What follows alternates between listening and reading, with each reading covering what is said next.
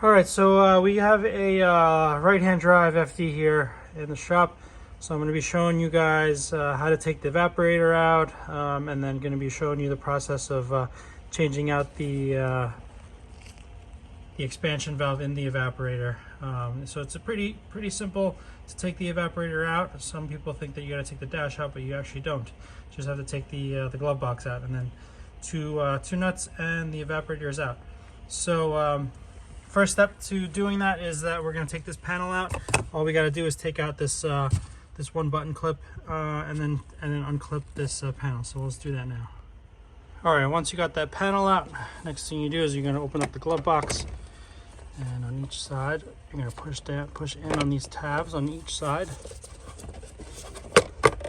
and you're going to plop this down.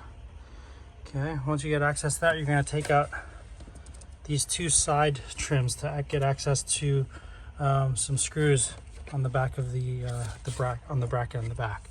So to take these out, you just got to take out these little button clips and take these out. So let's do that now. All right, once you get the two side pieces out, then you get access to these two screws, one on each side, and the glove box will come out. So let's do that. All right, so for the next part, to actually take the evaporator, loosen the evaporator, and to take it out, I felt it was easier to show you outside of the car because it's a little tight in the under the dash, and you won't be able to see where the bolt is that you got to get to. So when you're looking at it in the dash, it's going to look like this. So on the bottom, you're going to see that there's going to be one M6 nut that you're going to take out there, and at the top, right behind the crash bar of the dash, you're going to see there's another M6 nut that you take off there. So once you take those two off, you just have to unclip this connector, and the evaporator will slide straight out.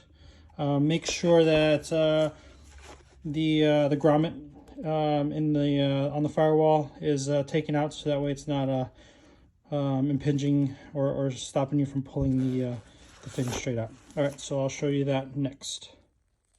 All right, so once you get that one M6 nut out off this stud, and you get one that's right up in here, you'll be able to feel it out and get an extension in there and disconnect this connector. You also got to pull out the drain tube out of the firewall. You should be able to just pull down and then pull straight across. And that, boys and girls, is the evaporator that's out. All right, so on the next video, I'm going to show you guys how we open up this this box and change out the expansion valves. See you on the next one.